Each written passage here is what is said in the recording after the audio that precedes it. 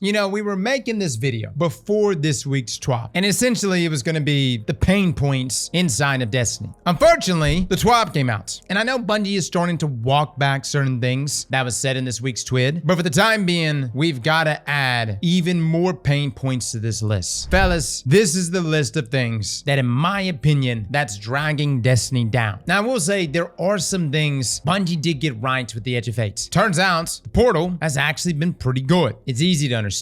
It gives a clear picture of what you should or shouldn't be doing based on the loot that you're trying to go after and which activities you should be running for those items. You have the ability to customize each activity and even tweak difficulty modifiers that we never had access to before. The fact that I can add mini creeps to literally every activity for no other reason than to make me question life is something that I won't do voluntarily, but it is something that is present just in case I want to spice things up. On top of that, the tiered loot is really the only reason why anyone is playing Destiny right now. Bungie has made some very appealing loot with this tier system, and not just from a tier system perspective, but from the weapons themselves. They're good, man, like a notch above the rest. They've got access to temporal mods that do more damage. You've got weapons like the crossbow, which is an entirely new weapon type. You've got a shotgun hand cannon, which is defining the PvP meta right now. You've got Mint Retrograde, which is a rocket assisted pulse rifle that will make anyone abandon their family for 24 hours to go grind for when it's a featured weapon. I have to give credit where credit is due. Bungie has nailed the loot aspect, but this also leads to a number of issues, and we're going to start back with the portal itself. You see, the portal is good, and I really do like seeing exactly what I'm farming for in a consolidated manner. The problem is that so much of the game is not in the portal, and we're now living in a world here where we feel like there's two different versions of Destiny. There's the portal version, which has all the new loot, and then there's the old version of Destiny, from old raids to old dungeons to old content that is not ported into the portal. And not that you couldn't go run those activities, but none of those activities have tiered loot. Now, that's probably one of the biggest reasons why they have not been added to the portal. Bungie has not gone and added tiered loot for all of those activities. Now, we know Bungie said they're going to be adding dungeons inside of Ash and Iron, or at least dungeon layers. But even beyond legacy content, even the new stuff not being present in the portal is just such a head scratcher. Why don't we have a tab with the Civ activity that pops up right there in our portal? And I know a lot of people are going to say cross is because of the timer. You only have a certain amount of time you can play it, so it would have to rotate in and out of the portal. And my question to that is, yeah, and why can't you just add it anyways when the timer is up, or even have the cooldown right there in the portal so that you don't have to go to the destination itself? You can see it right there, boom, in 20 more minutes, I can go run Civ. Literally just showing the cooldown right there. To make matters even worse, Bungie brought up in the TWAB that Mayhem had returned to us this week as a Crucible game mode. But here's the crazy thing, it wasn't even in the portal. And it's not like you can go to destinations and access Mayhem from there. The point is that doing so doesn't net you any new loot, as again, all new loot is tied through the portal. Bungie, I know you're adding things in little by little into the portal, but the quicker you can move this up, the faster you can add more things into the portal and tier loot across the game for multiple activities, and in the least, add the newest stuff, whether that be the Civ activity or even whatever the featured playlist for Crucible may be for that week. That too also needs to be included in the portal. Pain point number 2, Crucible. Now, I know a lot of you may not be PvP players, but let me just say, guys, PvP players have not gotten hardly anything this expansion. Now, I will say I do like the loot that's dropping from PvP, whether it's been Returned Memory, Solemn Remembrance, or even the Trial Shotgun Hand Cannon, but we have not gotten any new PvP maps. Secondly, you remember when we used to have this entire rank up path over at Shaxx, and as you would play Crucible, this will unlock items and rewards that you can go claim, and then you can reset your rank to regrind again. Well, guess what? That's no longer in the game. It's also not there at Zavala either. It's almost as if Bungie has completely taken away the rank up paths, and I'm so perplexed on why that is. Disregard the fact that we haven't really gotten any sandbox changes inside of PvP. We've gotten no new maps. The current sandbox right now is very ability spammy with a constant flow of knives, smokes, lightning surge, and let me just say, I'm no saint. I've been abusing the hell out of it. Been running around with my glaive build, literally weave walking, tanking everything. The point is though, I find myself playing PvP and I'm seeing the ability spam getting worse. worse. And then on top of that, I've got these reputation gains that I used to be able to go to shacks for and get materials as well as prime Ingrams, but that is no longer there. And I know I'm kind of like chopping this up as like a Crucible issue, but I find all of this just so perplexing when it comes to the rep gains, when for so long, this was something that Bungie was working toward for all of our vendors. And I remember them even pushing out updates saying, hey, this or that vendor now has reputation gains. To then just suddenly pull that back, even if it didn't give us prime Ingrams or whatever, but instead gave us in-game materials, which we desperately need right now. Guys, I would take that all day long for exchange for some rep gains. Whatever the case though, Crucible feels forgotten. And as someone that used to play it, who would rank up my rep, who would go and get those resets, I'm now experiencing a very ability spammy PvP with no updates, no maps. And I know my Gambit players right now are like, wow, that must be so hard for you. Not getting content, you say. I'm sorry, Gambit players. We're actually not even going to be talking about you guys. It's not that we don't care. Bungie said they're eventually going to address you guys. I'm not really sure what that means, but hopefully it's something good. Because yes, you guys are straight up forgotten. Pain point number 3, vault space. Guys, I talked about this the other day, and I said this is the priority number 1 before the next expansion. That is fixing our vault space. Now listen, as some of you only play just one character, this is not a big issue for you. But if you play multiple characters and you happen to play both PvE and PvP, fellas, I don't know about you guys, I am hurting. One of the coolest things that Bungie added in Edge of Fate was armor sets. They completely changed armor. And with the stat system changes, I have never been more committed than I am now to farming up so many different sets of armor to appeal to a variety of different builds. The problem? Where the hell do I put it? And look, we're not even out of this expansion. Hell, we're not even halfway through Edge of Fate. We got Ash and Iron coming right around the corner. We've got the Epic Raid, and you know it's going to be bringing a lot of different gear. We also have things like Festival of the Lost, the Dawning event, and you know there's going to be armor associated with those things. Point is, we are struggling when it comes to keeping loot in our looter shooter, which is like the last thing you want when the whole objective of this entire game is to earn loot and then keep the loot. I feel like half the time I'm having to play inventory management, and then now I'm having to go to my vault and literally shred everything I've ever earned in the past, which honestly, for some of these items, I'm okay with. It's time to say goodbye. Plus, the new stuff is really good. But now we're just at the point where we're just trying to keep our newest armor sets. If I want a weapon-based build or grenade-based build or stack up my melee stat to 200s, we're in a situation now where we're keeping 3 or 4 sets of armor. And that's just for a given set. Across multiple sets and across multiple different characters, you now have pages and pages full of armor. This is a major ordeal. And if it's not a problem for you yet, it will be. It stifles build diversity. It makes you shred things that, who knows, maybe down the road, you might have wished you had. All these exotic class items, which by the way, none of these are dupes, I'm gonna have to start making decisions eventually on what to keep and what not to keep. And keep in mind, all of these took a ton of time to obtain. When it comes to playing a looter shooter, the last thing you wanna do is to take the people out of the process of obtaining loot. Here recently, I love what GGG had to say about trading in Path of Exile 2. They stated that you should not be sitting there in your hideouts playing trade games all day just to sell an item or to buy one, which is why the new trading system allows you to set the price in game and then you can just walk away. And what I love what they said about this is that you should be spending your time playing Path of Exile and actually playing the game. That's where your time should be spent. We're running into a situation with Destiny now where we're constantly playing inventory manager. And unfortunately, Dado doesn't have enough hours in the day to assist everyone with managing their vaults. Pain point number 4. We got to talk about this economy, guys. And no, I'm not talking about America. I'm talking about Destiny's economy. Now, some of you may be sitting high and mighty with all your enhancement prisms, your cores, your shards. But if you're trying a lot of different builds, you are burning through these materials so fast. But even more annoying than this is the new currency called unstable cores. Now, I know some of you are sitting at many hundreds of thousands of unstable cores, and good for you. These prices, though,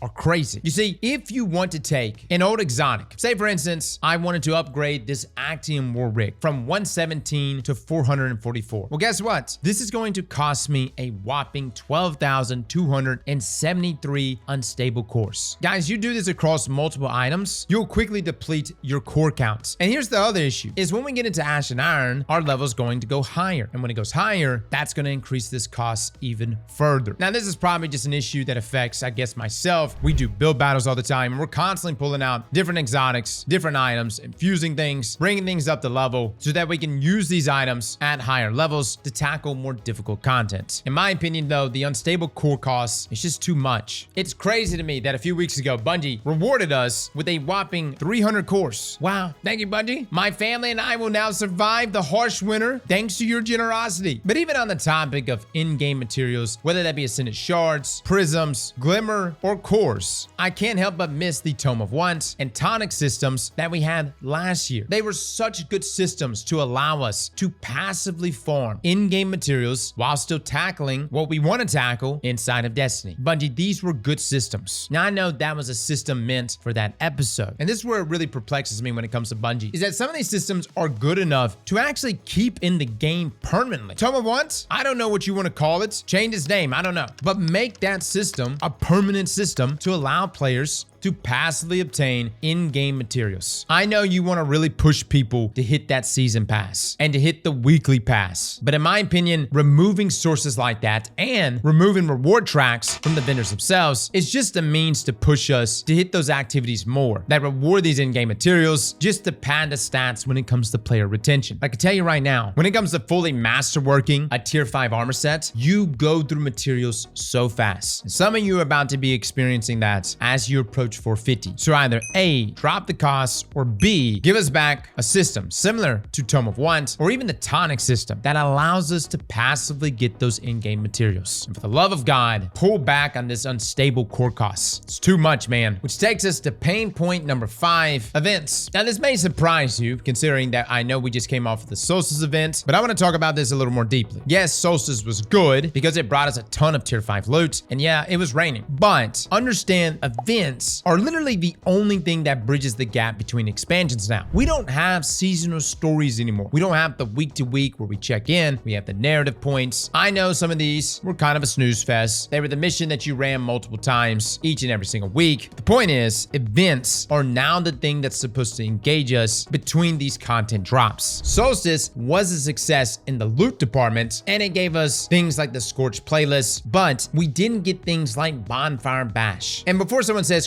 Bonfire Bash sucked, why would you want it to come back? We have an entire Bane and modifier system. Bonfire Bash would have been amazing in there with the ability to load it up with Banes, Grandmaster it out. I would have loved tackling an event like that alongside Solstice Ingrams just dropping from whatever associated portal activity. What I'm concerned about is that as we go further and further into Renegades, whether it be Festival of the Lost or the Dawning, is it just going to be, hey, here's your Ingrams, here's your new loot, now go play solo ops for the next 2 weeks. You see where I'm coming with this, guys? On top of that, something you may have noticed, since the launch of Edge of Fate, we have not gotten Iron Banner. Yes, we are getting it in Ash and Iron, but this loss was definitely felt. Bungie, you have got to be quick on these events. Arms Week, in my opinion, wasn't really an event to me. Solstice was more of an event, but the pullback on the playlist hurts. My concern is that the future is just going to be, here's your Dawning Ingram, here's your Festival of the Lost Ingram, now go tackle the same portal activities that you've always tackled. I hope despite the delay for Iron Banner, that when it returns to us, it's going to have some improvements, something noticeable, considering that we've gotten literally nothing for PvP, and we're also going back to the Plague Lands, which if you played Rise of Iron, literally ties into the lore of the Iron Lords. So for the love of God, I hope Iron Banner is going to be good. But on the topic of events, I would love if we actually got activities brought to us alongside the loot. Pain point number 6, Skewed Rewards. You see, the main point of all the fancy graphs that we saw in the TWAB was to show what activities players were playing most. Now, as you could probably guess, solo ops was the most played activity, simply because the rewards and time investment are much higher than any other activity. The problem with this is that Destiny 2 is supposed to be a social game. I would argue and say everything in the Fireteam Ops playlist is way better, from strikes to battlegrounds to activities like the Coil and Onslaughts, which I know is going to be getting moved. These are the activity that define the Destiny experience. Now listen, as a Knight of Caldera, I defended it. I was in the mines day after day. And although I do think that that should be something people can do if they want to level on their own journey, that's fine. If you want to play solo, that should be something you're allowed to do. I just think that the social aspects of Destiny, the jumping in with the fire team, whether that's in Fireteam Ops or Pinnacle Ops, is the thing that truly defines the Destiny experience. Even if you're not sitting there chit-chatting with the guys that you're playing with, it's the act of being in a fire team that, in my opinion, really makes things fun. Bungie addressed a lot of this in their most recent TWAB, where they stated that they're looking to be making fireteam ops better. And they're even going to be retuning things like Onslaught and Coil to increase those rewards, considering the time investments. They also mentioned that there's a chance for a Prime Ingram to drop from each of the completion drops, so who knows? Maybe this actually fixes it. I guess what I'm really trying to say with this pain point is that Destiny is better when it leans more toward aspects of team play. Yes, there should be an avenue for solo players, but there's a reason why folks look back so fondly on activities like Menagerie. People loved the 6-man activities, and despite it being a buggy mess at times, I love that we had a 12-man activity there with Excision, and even for that moment where we had 12-man rates. This is fun. Teaming up with a lot of different people, jumping into activities is something that Bungie should continue to lean into. But unfortunately, if the reward pool is so skewed toward just playing in solo ops, then obviously everyone's just going to be playing solo. Again though, based on the TWAB, Bungie is going to be nerfing solo ops, which is the opposite of what we're asking for here. We're asking to keep solo ops a viable option, but then elevate things like fireteam ops, which is desperately needed. There are so many great activities in fireteam ops, and I actually think Bungie should just overload the rewards, especially when it comes to great activities like Onslaughts. But who knows? Maybe that Prime Ingram change is going to be all the difference. Bungie is going to be clarifying things more throughout the week, but that is pain point number 6. Pain point number 7, time gating. And look, I don't mean just time gating content or Ashen Iron. I'm talking about time gating loot. Edge of Fate has brought us one of the hardest raids ever, that being Desert Perpetual. The problem? You're capped at tier 4 loot. You've got folks running 5 feet raids every single week, but you can't get any higher than tier 4s. Tier 5s will only drop from the epic raid, which is why no one is doing Desert Perpetual. And it's not just the weapons, it's also the gear. Now I know some of you might say, but Cross, how are they going to give value to the epic raid? Look man, I don't know, maybe have an entirely different loot pool, or perhaps its tier 5 version is more epic. The point is no one is really jumping to do the raid right now, because number 1, it's not a good means of leveling, as in it literally drops at level. And number 2, the highest you can get is tier 4s. And look, it's not like we're saying you should just hand out tier 5s, but if you go into a 5 feet raid and you slap on all the different modifiers, brother, that's well over like an hour-and-a-half commitment. I think that completely justifies a tier 5 drop. Actually, a couple tier 5 drops. In my opinion, this decision was just made to give value to the epic raid. Pain point number 8. This is something that is blowing my mind with Bungie, and that is this modifier right here, Avant Garde. Now, what this modifier is essentially if you're not rocking something that is either a new item or on the featured exotic list, then you cannot load up into that activity. Now, there's so many things here that I have a problem with. Number 1, I don't like to be told how I need to play the game, especially considering Bungie's mantra for so long is, we want you to play the game the way you want to play it. When it comes to build crafting, nothing sucks more than being told, hey, you can't use that build, not because it's not good, but simply because it doesn't fall within our list of selections. To make matters even worse, Bungie has brought up a new loadout player state called Touche.